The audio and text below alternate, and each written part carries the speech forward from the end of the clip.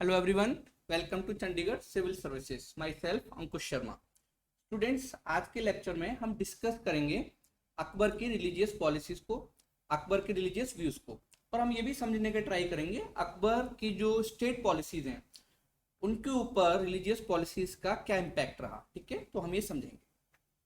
अकबर के पास जो पावर आएगी ये आती है after second battle of Panipat. Panipat में 3 मेन बैटल्स हुई हैं। यूपीएससी ने इसके ऊपर मेंस में भी क्वेश्चन पूछा हुआ है कि इतनी इंपॉर्टेंट बैटल्स पानीपत में क्यों लड़ी गई हैं। ये कभी हम दूसरे लेक्चर्स में डिस्कस करेंगे, तो आप याद रखना ये क्वेश्चन आया हुआ है। तो पानीपत में 3 बैटल्स हुई हैं important. First battle in 1526 between Babur and Ibrahim Lodi. In this battle Babur defeated Ibrahim Lodi. तो first battle student 1526 between Babur and Ibrahim Lodi. Second battle 1556 between Akbar and Hemu. Full name of Hemu Hemchandra Vikramaditya. ये एक अफगान रूलर अदली और आदिल शाह का कमांडर है। 1556 में ये बैटल होती है। इस टाइम तक आप देखेंगे तो हुमायूं की डेथ हो चुकी है। इस बैटल के बाद अकबर जो है दिल्ली पहुंचेगा और अकबर रूलर बन जाएगा। ये जो बैटल थी स्टूडेंट, इस बैटल में मेन जो कमांडर था अकबर का ये था बैरम खान।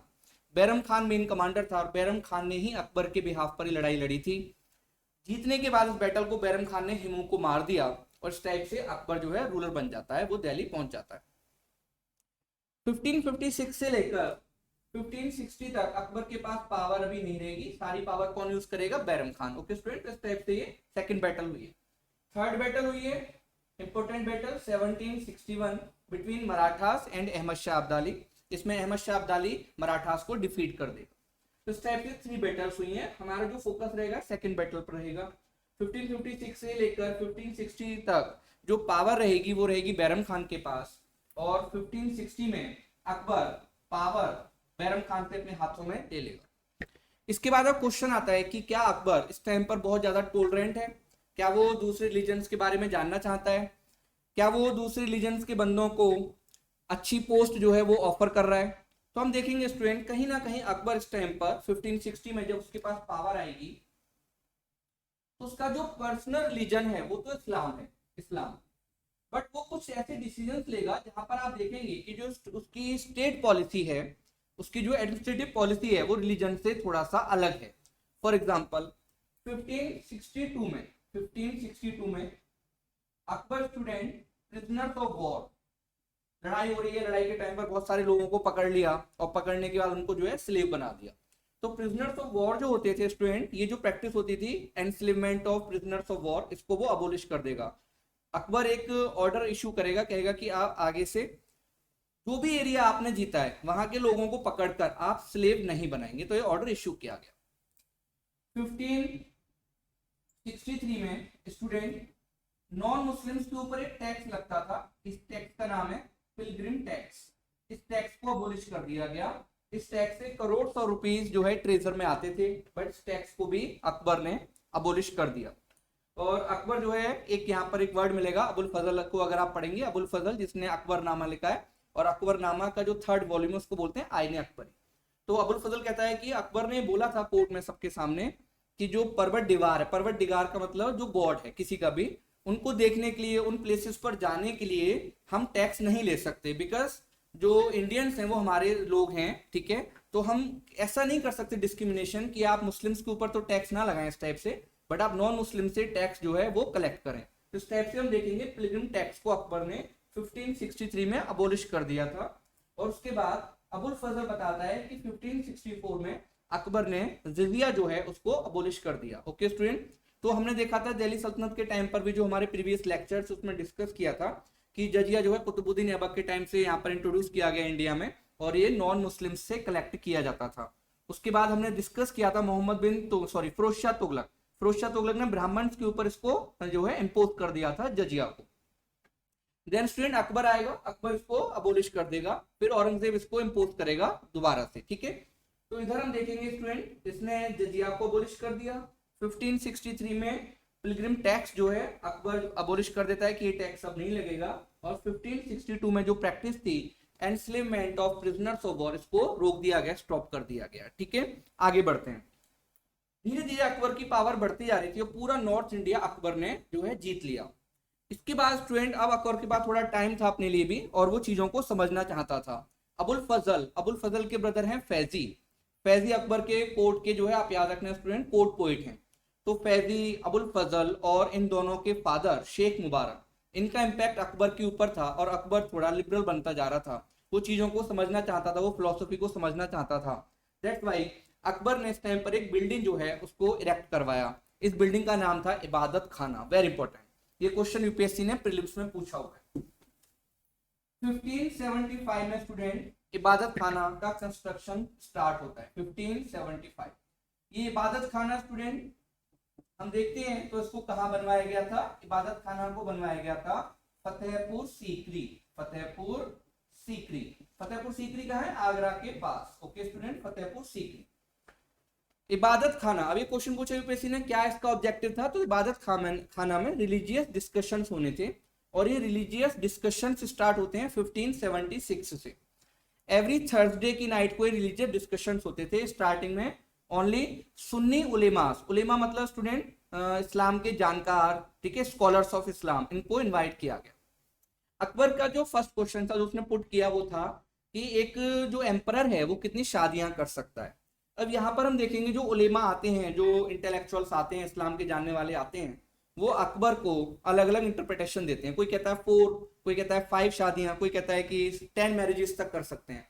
अकबर उनको बताता है कि मैं ये नहीं जानना चाहता कि आप में से कौन ज्यादा इंटेलिजेंट है, मुझे जो है सच जानना है, मुझे ट्रुथ जानना है, सच्चाई को जानना है। बट ये उलेमा जो थे, इनका ऑब्जेक्टिव था अपने आप को दूसरे से सुपीरियर दिखाना। तो अकबर यहाँ पर थोड़ा परेशान हुआ क्योंकि यहाँ पर स्टूडेंट हम देखेंगे कुरान का इंटरप्रिटेशन अलग अलग हो रहा था, हदीस को अलग तरीके से इंटरप्रेट किया गया। ए बंदा, एक एग्जांपल लेते हैं, ए बंदा, ए उलेमा अलग तरीके से इंटरप्रेट कर रहा है, बी जो है वो अलग तरीके से इंटरप्रेट कर रहा है। तो यहाँ पर बहुत सारे इश्यूज आए। देन अकबर ने क्या किया? अकबर ने जो दूसरे रीजन्स के जो बंदे हैं उनको भी इन्विटेशन जो है वो दिया कि आप भी आइए और इबादत खाना में जो डिस्कशंस हो रही हैं उसमें पार्टिसिपेट करिए। तो स्टूडेंट यहाँ पर हम देखेंगे अब दूसरे रीजन्स के स्कॉलर्स को बुलाया गया, तो उसमें कुछ इंपॉर्टेंट स्कॉलर्स थे। अगर हम क्रिश्चियंस को देखें तो क्रिश्चियंस को इन्विटेशन दिया गया। इसमें से स्टूडेंट फादर या आप कह सकते हैं प्रीस्ट एक्वा वाइवा, इनको बुलाया गया। ये आते हैं अकबर के कोर्ट में। सेकंड जो बहुत इंपॉर्टेंट रहे स्टूडेंट, इनका नाम था मोंसेरात। ठीक है, मोंसेरात, ये आते हैं। मोंसेरात ने अकबर के कोर्ट में जो भी हो रहा उसको लिखा भी था, ठीक है, पेन डाउन किया था।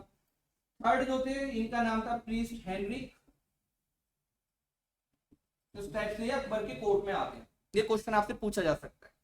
नेक्स्ट हम देखेंगे स्टूडेंट, तो जैन स्कॉलर थे। जैन स्कॉलर का नाम आप याद रखना, हीर विजय सूरी। हीर विजय सूरी, इनको इन्विटेशन दिया गया। हीर विजय सूरी भी आते हैं, ये भी पार्टिसिपेट करते हैं। हीर विजय सूरी ने जो है इस टाइप से इम्पैक्ट डाला अकबर की थिंकिंग पर कि अकबर ने सर्टन डेज में जो है एनिमल स्लॉटर बंद करवा दिया था। ठीक है, उसने ऑर्डर दिया था कि इन सर्टन डेज में, जैसे नवरात्रि वगैरह में, एनिमल स्लॉटर नहीं होगा। तो स्टूडेंट हीर विजय सूरी, पुरुषोत्तम दास, इस टाइप से जो है लोगों को बुलाया गया। अब एक तरफ इस्लाम के स्कॉलर्स हैं जिनको आप उलेमा बोलते हैं, दूसरी तरफ दूसरे रिलीजन्स के स्कॉलर्स हैं। अब डिस्कशंस हो रही हैं, डिबेट्स हो रही हैं। अकबर को अब ये पता चला स्टूडेंट, ये समझ में आया कि जो सच्चाई है, जो ट्रुथ है, वो केवल इस्लाम में नहीं है, वो सारे रिलीजन्स में है। और जो सारे रिलीजन्स हैं वो एक तरफ लेकर जा रहे हैं। मतलब ऑब्जेक्टिव क्या है कि लोगों का वेलफेयर होना, सभी रिलीजन्स का ये ऑब्जेक्टिव है। अब ये जो इश्यू आया कि उलेमा जो थे वो नाराज होने लगे स्टूडेंट अकबर से, बिकॉज अब यहाँ पर जो हदीस हैं, उनकी जो आयतें हैं या कुरान की आयतें, वहां पर क्वेश्चन मार्क आने लगा। तो उलेमा जो है अकबर से नाराज हो रहे थे और ये बात अकबर को भी समझ में आ रही थी।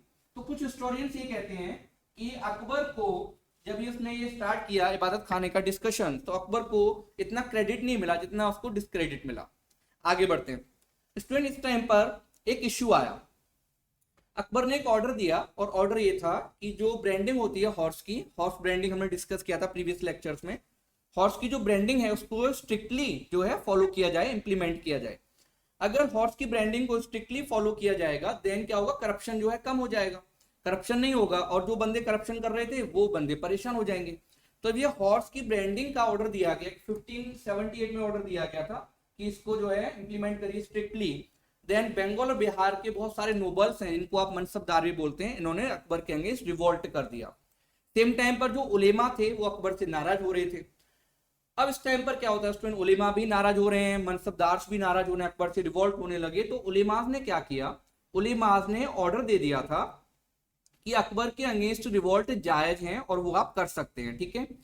इसी टाइम पर एक इशू आया था, अकबर कोर्ट के दो उलेमा हैं या दो स्टूडेंट आप कह सकते हैं थियोलॉजियंस हैं, ये थे अब्दुल नबी और दूसरे थे स्टूडेंट शेख सुल्तानपुरी। अकबर इन दोनों को बहुत ज्यादा मानता था। इवन ऐसा भी हुआ था कभी कभी अकबर जैसे मॉस्क के सामने खड़ा हो गया और अब्दुल नबी की जो स्लीपर है उसके आगे कर दी कि आप इनको पहन लीजिए, तो बहुत ज्यादा रेस्पेक्ट करता था। मुगल्स के टाइम पर एक प्रैक्टिस होती थी, इसमें क्या होता था कि जो स्टूडेंट उलेमा होगा या जो स्टेट में जो हेड होगा रिलीजन का, उसको एक पावर दी जाएगी कि वो वेलफेयर के लिए हैंडीकैप्ड को या विडोज को लैंड दे सकता है। ये लैंड डोनेशन होती थी, इस लैंड डोनेशन को बोलते थे, लैंड को बोलते थे मदद ए माश। तो ये पावर जो है अब्दुल नबी को दी हुई थी और अब्दुल नबी ने ये जो लैंड थी ये अपने रिलेटिव्स को डोनेट कर दी। अकबर को ये भी पता चला कि जो शेख सुल्तानपुरी है और ये शेख अब्दुल नबी हैं, ये टैक्सेस को बचाते हैं, टैक्स मतलब जकात की चोरी करते हैं और टैक्स पे नहीं करते थे। तो अकबर बड़ा कंफ्यूज हो गया, अकबर बड़ा परेशान हुआ कि मैं तो इनको इतना जो है जानकार मानता था, मैं इनको स्कॉलर मानता था, और ये बंदे किस टाइप से जो है बिहेव कर रहे हैं, ये टैक्स चोरी करते हैं, ये अपने रिलेटिव्स को लैंड ग्रांट कर रहे हैं। तो अकबर बड़ा नाराज हुआ था। अकबर ने इन दोनों को ऑर्डर दिया कि आप मक्का जाइए, कुछ पैसे भी दिए, मक्का जाइए, हज पर जाइए, उधर जाकर ये जो पैसे मैंने दिए इनको डिस्ट्रीब्यूट करिए और जब तक मैं ऑर्डर ना दूं लौट कर मत आना। तो ये दोनों बंदे तो जो स्टूडेंट कहाँ चले गए, मक्का पर भेज दिए गए थे। सेम टाइम चल रहा है, इसी टाइम पर बंगाल और बिहार में क्या हो गया, तो बंगाल बिहार में जो है रिवॉल्ट हो गया अकबर के अगेंस्ट। अब रिवॉल्ट क्यों हुए, रिवॉल्ट हुए बिकॉज अकबर ने कौन सा ऑर्डर दे दिया कि जो हॉर्सेस की ब्रांडिंग है उसको स्ट्रिक्टली इंप्लीमेंट करवाइए। इसके बाद अब दोनों चीजें साथ में हो गई, तो बिहार और Jaunpur, sorry student, Bengal and Jaunpur, Bengal और जौनपुर के मौलवी हैं, इन्होंने फतवा दे दिया कि अकबर के अगेंस्ट जो रिवॉल्ट है वो जायज है। अकबर ने स्टूडेंट जो रिवॉल्ट थे उनको तो क्रश कर दिया। उसके बाद बंगाल और जौनपुर के मौलवी को बुलाया गया। अकबर ने पूछा, हाँ भाई क्या इशू है, आपने फतवा क्यों दिया, तो वहां पर क्या बोलते हैं दोनों। उसके बाद अकबर ने ऑर्डर दिया और इन दोनों बंदों को यमुना में डुबोकर मार दिया गया। ओके स्टूडेंट, जब ये न्यूज मक्का पहुंची और अब्दुल नबी एंड शेख सुल्तानपुरी जो है स्टूडेंट, ये कहां पर इस टाइम पर इनको भेज दिया, अबाउट 1580 के आसपास इनको हज पर भेजा गया था। तो इनको जब ये न्यूज पता चली कि अकबर के अगेंस्ट रिवॉल्ट हो गए, तो फिर ये लौट कर आ गए। अकबर जब ये लौट कर आए तो उन्होंने देखा अकबर के अगेंस्ट जो रिवॉल्ट हुए थे वो तो क्रश कर दिए गए। अकबर ने इनसे पूछा कि भाई आप क्यों आ गए वापस, मैंने तो आपको मना किया था। अब्दुल नबी को पकड़कर जेल में डाल दिया गया और सुल्तानपुरी की डेथ हो गई, अहमदाबाद में इसकी डेथ हो गई। अब्दुल नबी से लोग जो है ना, आगरा के लोग बड़े परेशान थे, तो लोगों ने जेल को तोड़ा और अब्दुल नबी को मार दिया। ठीक है स्टूडेंट, इससे पहले जब इनकी डेथ वगैरह हुई है, एक इंसिडेंट और हुआ था, वो मैं आपको डिस्कस करना चाहूंगा, और उस इंसिडेंट का बहुत ज्यादा इंपैक्ट पड़ा था अकबर के ऊपर। इंसिडेंट ये था कि मथुरा में एक मौलवी है, उसने कुछ फंड इकट्ठा किया, और ये मौलवी जो है मॉस्क के लिए कि मॉस्क बनवानी है मुझे, और ये फंड बनाता है, चंदा जैसे कहते हैं, चंदा इकट्ठा करना। वहां पर एक ब्राह्मण है, उसने इस मौलवी से पैसा लूट लिया, ये कहते हैं कि पैसा छीन लिया था, और उसने टेम्पल बनवा दिया ब्राह्मण ने। ये केस अकबर के कोर्ट में आया था। अभी ये जो पीरियड चल रहा है ना, अभी इनकी डेथ नहीं हुई थी दोनों की, इससे पहले का थोड़ा पीरियड है। तो स्टूडेंट क्या होता है कि अब ये कोर्ट में आया, तो बीरबल सॉरी और मान सिंह वगैरह और भी कोर्ट के बहुत सारे बंदे हैं, ये चाहते थे कि भाई बिकॉज ये जो ब्राह्मण है, ब्राह्मण को मारा नहीं गया एंशिएंट टाइम से, तो मारना नहीं है, मतलब डेथ पनिशमेंट नहीं देना है, हम क्या करते हैं कि फाइन लगा देते हैं, साथ में जो है इसको डोंकी जो होता है उसके ऊपर बैठा कर इसको घुमाएंगे, ठीक है, फेस को ब्लैक कर देंगे। तो ये सारी चीजें सोची जा रही थी। अकबर भी लिबरल पनिशमेंट चाहता था, बट उसने जो है लास्ट डिसीजन किसके ऊपर छोड़ दिया था, अब्दुल नबी के ऊपर छोड़ दिया था। अब्दुल नबी ने उसको जिंदा जलाने का ऑर्डर दे दिया था। तो ये बात भी कहीं ना कहीं अकबर को अच्छी नहीं लगी थी, और धीरे धीरे अकबर जो है उनसे अलग होता जा रहा था। ठीक है, इस टाइम पर अब एक डॉक्यूमेंट लाया गया था, जिसको मैंने आपको स्टार्टिंग में बताया था। इस डॉक्यूमेंट का नाम था महजर, MAHZAR।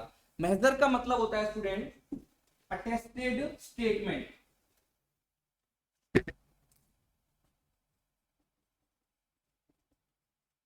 Attested statement. अब अटेस्टेड स्टेटमेंट जो है ये कहता है कि अगर कोई इशू आया, इशू जैसे ब्राह्मण वाला इशू आया था, और आपको इसका ये भी याद रखना है 1579, तो अब ये कहता है डॉक्यूमेंट स्टेटमेंट कहता है कि अगर कोई इशू आता है रीजन को लेकर जहां पर जो उलेमाज हैं वो उनमें यूनानिमिटी नहीं है, ठीक है, सिंगल इंटरप्रिटेशन की तरफ वो नहीं जा पा रहे हैं, देन अकबर के पास ये राइट है कि वो अपनी तरफ से ऑर्डर दे सकता है। और ये अटेस्टेड स्टेटमेंट जो है ये अबुल फजल के फादर शेख मुबारक ने इसको रेडी किया था। अब्दुल्ला सुल्तानपुरी या शेख सुल्तानपुरी और अब्दुल नबी, इन दोनों से इस पर जो है साइन करवाए गए थे। ये करना नहीं चाह रहे थे बट इनको फोर्स किया गया साइन करिए, और अबाउट 7 उलेमाज ने इस स्टेटमेंट पर साइन किए थे। और ये पावर अकबर को दी थी कि अकबर नस, NAS, नस का मतलब होता है स्टूडेंट कुरान की आयतें, ठीक है। तो ये कहते हैं कि स्टेटमेंट अकबर कुरान को भी इंटरप्रेट कर सकता है, अगर उलेमाज में क्या नहीं है, यूनानिमिटी नहीं है, तो वो रिलीजियस ऑर्डर भी दे सकता है।